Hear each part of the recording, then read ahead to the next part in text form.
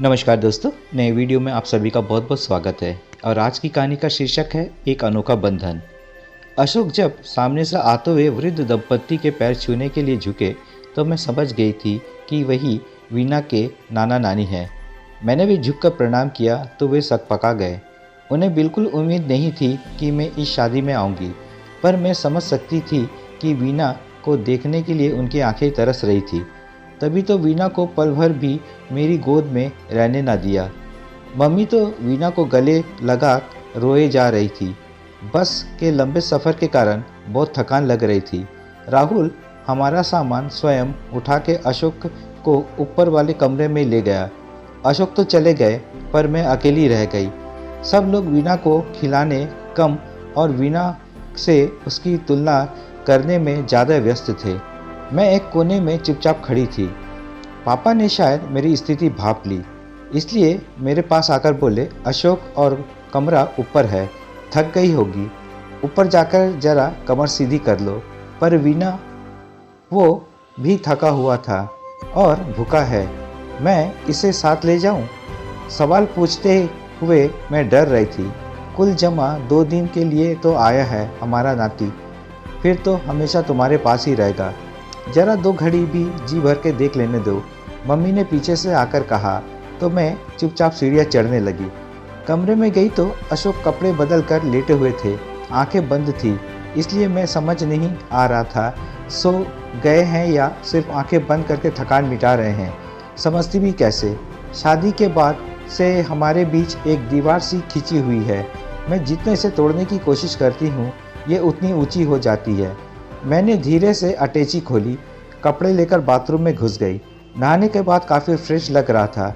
थकान मिटाने के उद्देश्य से मैं भी अशोक के बगल में जाकर लेट गई। मैंने आंखें बंद कर ली।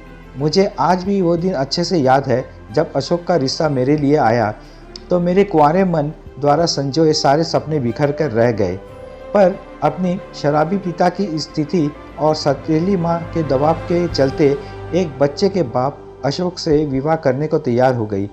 मेरी सहेलियों को जैसे ही मेरी सगाई के बारे में पता चला बधाई देने चले आई। शर्म के मारे मैंने उन्हें वीना के बारे में नहीं बताया, लेकिन अपनी सबसे करीबी सहेली नीलू के सामने दिल का दर्द आंसुओं के रास्ते बाहर आ गया। देख मनु, मैं जानती है तू इस शादी से खुश नहीं है, लेकिन मैं ये भी दावे के साथ कह सकती हूँ कि तू अपने स्वभाव के बूते पर सबका दिल जीत लेगी। उस घर की हर चीज़ में वीना की आत्मा बसी है, इसलिए उसे मिटाने की कोशिश भूलकर भी नहीं करना, बल्कि अपने स्वभाव की खुशबू से उसकी आत्मा को जिंदा रखने का प्रयास करना। नीलू के कहे शब्दों को याद रखकर और मायके की कड़वी यादों को भुलाकर मैं रात्रि में फूलों की सेज पर बैठी अशोक का इंतजार कर रही थी। तब बड़ी नानक ने वीना संभाले नहीं संभल रहा था। मैंने वीना को अपने पास सुला लिया। मनु, मैंने तुमसे विवाह सिर्फ वीना के कारण ही किया है। मीना की माँ अगर वो भी तुम बन सकी तो जिसकी हैसियत रखती हो, इसके अलावा मुझसे कोई उम्मीद मत रखना। इतना कहकर अशोक पलट कर सो गए। मैं स्तब्ध रह गई। दिमाग में द्वंद्व चलने लगा। एक तरफ नीलू के कहे शब्द मुझे मेरा कर्तव्य याद दिला रहे थे, तो दूसरी तरफ मन विद्रोह करने को तैयार था। मेरी क्या गलती थी? अशोक और वीना की नज़रों में भले ही मैं वीना के कर्तव्य पूरा करने के लिए लाई गई थी, पर मैंने कोई कसर नहीं छोड़ी थी। मैं नहीं चाहती थी कि जो सौतेलापन का दंश बचपन में लेकर अब तक झेला है वो वीना के हिस्से में आए। लेकिन मेरी इस निश्चल ममता को भी शक के कटघरे में रख खड़ा कर दिया। पड़ोस वाली राधा चाची अम्मा को बार बार समझा देती, मुझे ये ज़रूरत से ज़्यादा प्रेम ठीक नहीं लगता। देखना, एक बार खुद के बच्चे हो जाएंगे तो वीना को एक तरफ कर देगी। ये तो सब दिखावा है, दिखावा। ये सुनकर मन कसोल हो गया। अम्मा के मन में डर बैठ गया, लेकिन उन्हें क्या पता था कि अशोक ने मुझे छुआ तक भी नहीं। पर मैंने उन्हें कह दिया कि इस घर का वारिस सिर्फ वीना ही रहेगा। जब तक अम्मा को तसल्ली मिली। मेरे इन वाक्यों में मुझे अम्मा के दिल की जगह दे दी। फिर अम्मा ने मुझे विस्तार से अशोक के प्रेम प्रसंग को लेकर विवाह की बातें बताई। वीना अशोक के सबसे गहरे दोस्त राहुल की बहन थी, इसलिए शादी में कोई खास दिक्कत नहीं आई। वीना और अशोक की शादी के बाद भी राहुल और अशोक में जीजा साले की से अधिक दोस्ती का रिश्ता था। वीना राहुल की इकलौती बहन थी। उन्हीं से मुझे पता चला कि अगले महीने राहुल का विवाह है और अशोक उसमें शरीक होने अकेले ही जा रहे हैं। ये सब सुनकर मैं सोचने पर मजबूर हो गई। मैं अपने खुद दुख को इतना बड़ा समझ बैठी कि वीना के परिवार वालों को भूल ही गई। वीना भी तो आखिर राहुल का भांजा है, उसकी निशानी वीना तो है ना। उसका मन नहीं करता होगा वीना से मिलने का?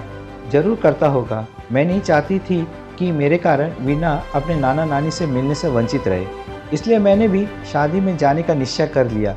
जब मैंने अशोक को इस फैसले के बारे में बताया तो उन्होंने सिर्फ इतना ही कहा, जैसे तुम्हारी इच्छा। लेकिन अगर वहाँ तुमसे किसी ने कुछ कह दिया तो मैं जवाबदार नहीं रहूँगा। ये सुनने के बाद भी मैंने शादी में जाने के फैसला को नहीं बदला। सब बातें याद करते कब झपकी लग गई पता ही नहीं चला। आँख खुली तो देखा अशोक बिस्तर पर नहीं है। आज संगीत का कार्यक्रम है। मैं फटाफट तैयार होकर नीचे आ गई। मेरी निगाहें वीना को खोजने लगी। वीना नए कपड़े पहनकर और तैयार होकर अपनी नानी के गोद में खेल रहा था। थकान के कारण झपकी लग गई थी। इसने कुछ खाया? मैंने हंसते हुए पूछा। खाया? अरे भूख के मारे कितना रोया। मैंने बोतल से दूध पिलाकर सुला दिया था। बस आधे घंटे पहले उठा है। तुम्हें तो बच्चे का जरा होश नहीं है। हमारे सामने ये हाल है तो घर में क्या होता होगा।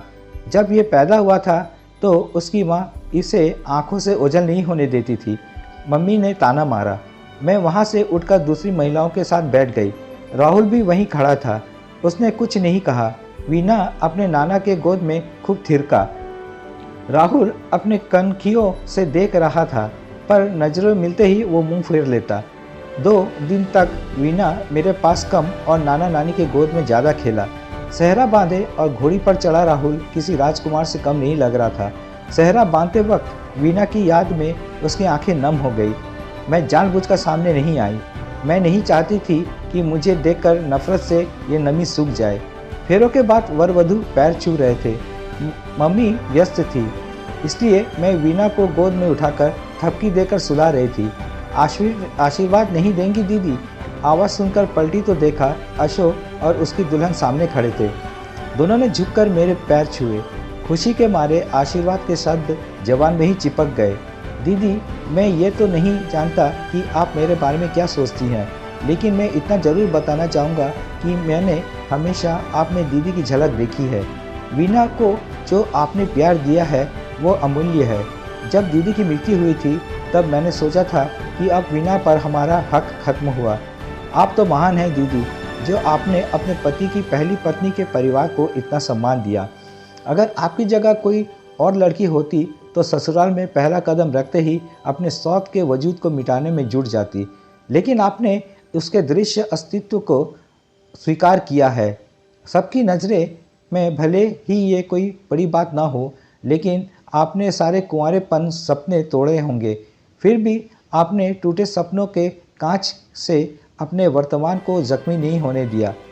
अशोक ने मेरा हाथ अपने हाथ पर थामकर ये शब्द कहे तो मैं सचमुच बिलक बिलक कर रो पड़ी। मम्मी, पापा, अशोक और बाकी लोग जड़वत खड़े इस दृश्य को देख रहे थे। मैंने राहुल को गले लगा लिया। सबकी आंखें नम हो गई। दुल्हन को गृह प्रवेश करवाकर और बाकी रस्मों को निपटाते हुए रात के 2 बज गए। वीना भी जल्दी सो गया था। कपड़े बदल के मैं भी लेट गई। हमेशा की तरह अशोक ने आंखें बंद कर ली। अचानक मुझे अपने हाथ पर किसी का स्पर्श महसूस हुआ।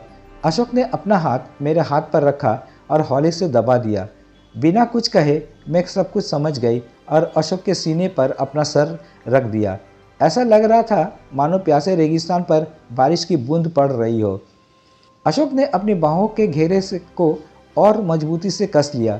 मैंने भी अपने आप को छुड़ाने की कोशिश नहीं की और आंखें बंद कर ली, लेकिन इस बार मेरे मन में भविष्य के प्रति संशय भरे विचार की जगह एक सुखद जीवन का सपना तैर रहा था।